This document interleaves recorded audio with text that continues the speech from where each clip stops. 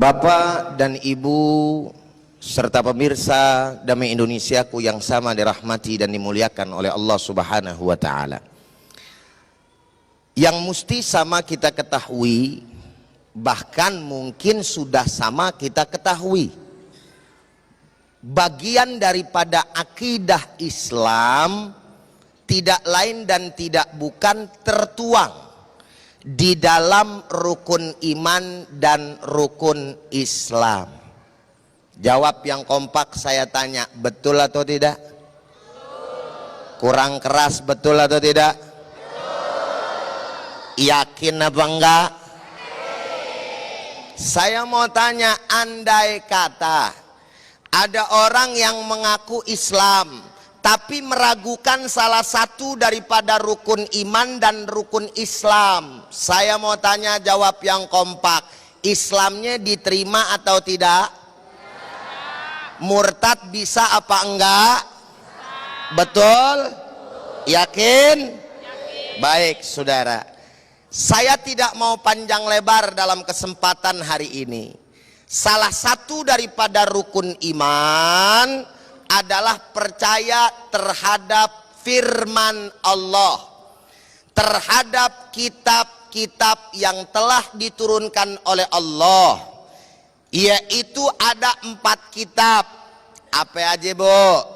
Al-Quran. 1, Al-Quran, pinter. Yang kedua, Injil. Yang ketiga, Taurat. Yang keempat, Zabur. Ini namanya dari belakang ke depan, padahal yang pertama Zabur dulu. Oh, main Quran aja. Kalau yang 3 cukup diyakinin Allah Ta'ala pernah menurunkannya, nggak perlu ibu nyari yang mana Zabur, yang mana Taurat, yang mana Injil, nggak perlu. Loh, kenapa sedemikian rupa? Karena ketiga kitab suci ini sudah disempurnakan di dalam Al-Quranul Karim yang diturunkan oleh baginda kita Nabi besar Muhammad Sallallahu Alaihi Wasallam. Mari sama kita tegaskan, saudara hadirin yang sama dirahmati dan dimuliakan oleh Allah. Allah Ta'ala menyampaikan dalam awal Al-Quranul Karim, setelah surat Al-Fatihah, surat Al-Baqarah, Alif Lam Mim, maka Allah Ta'ala menyampaikan dzalikal kitabu la raiba fihi hudallil muttaqin, bahwa Al-Quran, ya ini ayat kitab, Al-Quran ini adalah merupakan kitab yang tidak ada keraguan di dalamnya, petunjuk untuk orang-orang yang bertakwa. Alhamdulillahi Rabbil Alamin. Di mana orang-orang yang mengaku beriman kepada Allah wajib hukumnya untuk mengimani apapun yang ada di dalam Al-Quran, apalagi ayat-ayat yang sudah menjadi kesepakatan daripada ulama, ijma' daripada ulama, haram dan tidak boleh orang yang mengaku beriman tadi sedikit pun meragukan apa yang disampaikan oleh Allah Subhanahu wa Ta'ala. Betul apa betul? Jawab yang kompak, betul apa betul?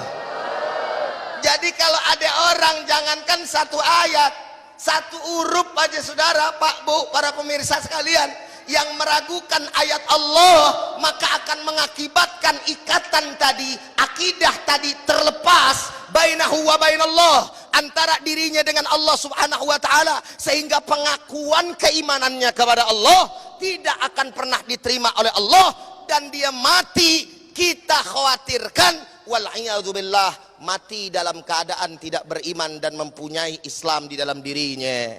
Inna lillahi wa inna ilaihi. Baik, sekarang sama kita sepakati, Islam sudah agama yang sempurna, betul tidak? Dari urusan masuk WC diatur tidak dalam Islam? Masuk pakai kaki kiri, betul? Keluar pakai kaki kanan, betul? Terus kemudian kita mau buang air pakai doa, betul? Tata caranya ada, betul? Bahkan sampai urusan yang lebih tinggi dan lebih tinggi, saudara, sudah diatur di dalam ajaran agama Islam. termasuk mohon maaf lahir batin para pemirsa sekalian yang sama dirahmati dan dimuliakan oleh Allah. Demi Allah, saya hanya menyampaikan apa yang menjadi haknya Allah Subhanahu wa taala, yaitu salah satunya bagaimana kalian-kalian, kita semuanya sebagai hamba Allah diperintahkan oleh Allah untuk mencari pemimpin seperti apa yang diperintahkan oleh Allah Subhanahu wa taala. Assalamualaikum. Masih hidup? Masih. Lanjut apa udah? Lanjut. Betul atau tidak?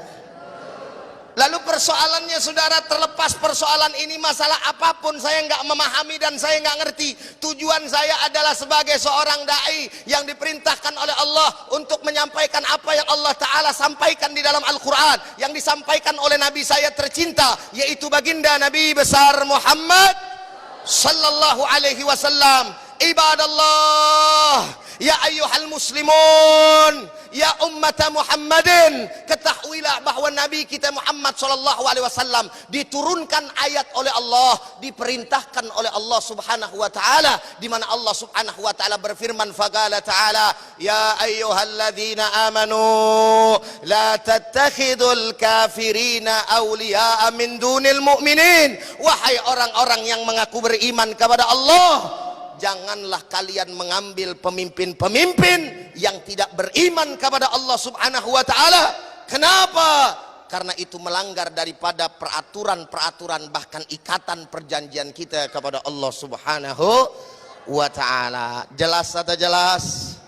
Paham atau paham? Sekali lagi para pemirsa, hanya sekedar menyampaikan apa yang menjadi bagian akidah kita sebagai umat kalau kita sudah menuruti Allah, pasti seluruhnya bakal beres. Betul tidak? Kalau kita meninggalkan Allah, perintah Allah, semuanya bisa hancur. Betul tidak? Jawab yang kompak. Betul tidak? Yakin tidak? Saya sudah sampaikan. Silakan. Terima kasih Ustadz. Pemirsa yang dirahmati Allah, menarik sekali apa yang telah disampaikan oleh guru kita. Kalau kita cermati tadi, sesungguhnya kaitan dengan masalah akidah ternyata tidak sesederhana yang kita kira. Ketika Al-Quran diawali dengan surah yang mengisahkan, yang menjelaskan tentang ketauhidan, ketika kita masuk pada surah yang berikutnya, Allah menantang kita, apakah benar kalian ragu-ragu untuk memasuki Al-Quran, atau kalian memang yakin? Disitulah pentingnya kita untuk kembali mengoreksi keyakinan kita. Nah, lantas bagaimanakah kita semestinya harus mengoreksi keyakinan kita tentang akidah? Insya Allah dalam segmentasi berikutnya kita akan berbincang-bincang dengan Kiai Haris Hakam setelah segmentasi yang berikut ini. Tetaplah bersama kami, Damai Indonesiaku.